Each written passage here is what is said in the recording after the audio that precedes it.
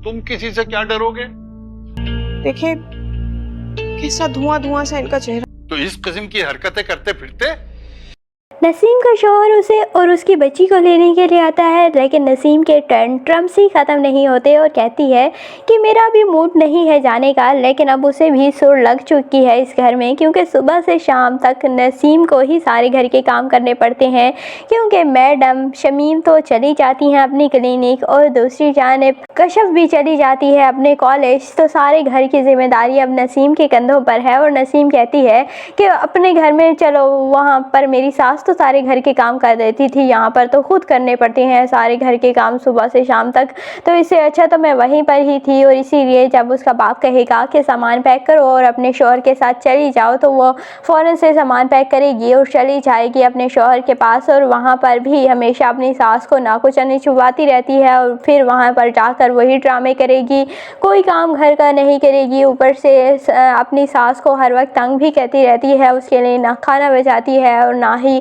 सालन रखती है, हमेशा कहीं छुपा देती है, जिस वजह से उसकी सास बेचारी को पानी के साथ खाना खाना पड़ता है। और फिर भी इसके बावजूद भी उसकी सास उफ तक नहीं कहती और उसका शौहर उसे इतना समझाता रहता है कि तुम मेरी माँ के साथ ऐसा क्यों करती हो, लेकिन फिर भी उसे समझ नहीं आती और उसे उस वक्त समझ आएगी जब उसके पास कुछ भी नहीं रहेगा और फिर वो बहुत ज़्यादा पछताएगी कि उसने क्या किया। और अभी तो उसके पास बच्ची है, शौहर है, सब कुछ है, लेकिन वो खुद ये सब कुछ खो बैठेगी और बच्ची भी उसके पास नहीं रहेगी और बच्ची की कस्टडी भी उसका बाप ले लेगा, क्योंकि जिस तरह से अपनी बच्ची को ट्रीट करती है, हर वक्त मारती रहती है, तो उसकी बच्ची भी उसके पास नहीं रहना चाहेगी। तो इस वजह से नसीम बिल्कुल अकेली हो जाएगी, अपने वालिदैन के घर वापस आ जाएगी और फिर लकीर पीटती रहेगी कि उसने सारी ज़िंदगी क्या किया और कितने गुनाह किए लेकिन उसके पास अब कफारे करने के लिए भी कुछ नहीं रहेगा। दूसरी जानिब अब्दुल बारी को उसका बाप समझाता रहता है कि तुम कशफ की नज़रों से क्यों दुनिया को देखने लगे हो, तुम अपनी आंखें इस्तेमाल करो और दुनिया को देखो तुम्हारी बहन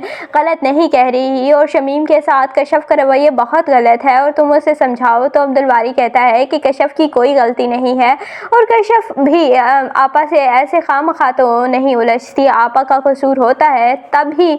कशफ उनसे उलझती है। तो उसका बाप कहता है कि तुम अपनी आंखों से मोहब्बत की पट्टी उतारोगे तो तुम्हें सही और गलत नज़र आने लगेगा और तुम क्यों कशफ की नज़रों से सब कुछ देखने लगे हो और तुम क्यों नहीं देख रहे कि शमीम के साथ कितना गलत करी है कशफ। लेकिन अब्दुल बारी कहता है कि कशफ गलत हो ही नहीं सकती, कशफ बिल्कुल ठीक है और इसीलिए वो हमेशा कशफ की हिमायत में ही लगा रहता है और अपनी बहन को अब बिल्कुल उसने साइड पर कर दिया है, जिस बहन का वो बिल्कुल गर्विदा था, बिल्कुल उसका ताबे था, एक लफ्ज़ भी उसके खिलाफ आगे पीछे नहीं कहता था, लेकिन अब वो अपनी बीवी के आगे पीछे नहीं कहता, बिल्कुल उसके ताबे हो चुका है। अब्दुल बारी और शमीम को भी इस बात का गुस्सा है, लेकिन शमीम अभी बेचारी अपने क्लिनिक के मसलों में फंसी है, तो बाद में वो उसे जब साजिशें करने का वक्त मिलेगा तो वो ज़रूर अब्दुल बारी और कशफ के दरमियान फिर से इख्तलाफात डालने की कोशिश करेगी। और ये ड्रामा अब तकरीबन मुझे लगता है कि एंड की तरफ जा रहा है, क्योंकि रज़ा की दूसरी बीवी जो कि बहुत ज़्यादा तेज़ है और उसके बाप ने उसे ऑन करने से भी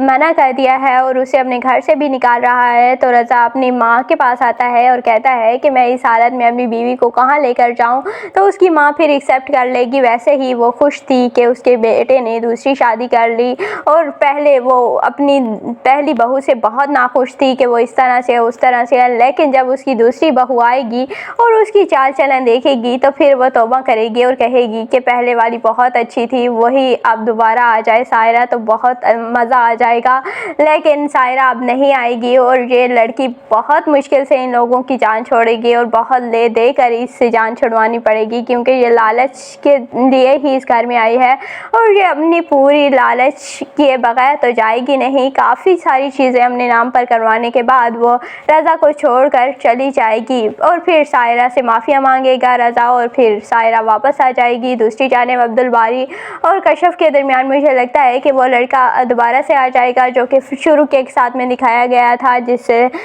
कशफ का रिश्ता भी हो रहा था लेकिन बाद में हुआ नहीं, तो वो दोबारा से आ जाएगा और इस वजह से इन दोनों के दरमियान मिसअंडरस्टैंडिंग पैदा होगी, जो कि अमूमन हमारे हर ड्रामे में लास्ट पर किया जाता है। तो इसके बाद फिर गलतफहमी ख़त्म होगी और दोनों मिल जाएंगे तो ड्रामे का भी इख्तिताम कर दिया जाएगा। आपको ये ड्रामा आपा शमीम कैसा लगता है? कमेंट सेक्शन में अपनी कीमती राय का ज़रूर इजहार कीजिएगा। और अगर वीडियो अच्छी लगे तो वीडियो को लाइक और चैनल को सब्सक्राइब करना बिल्कुल भी मत भूलिएगा।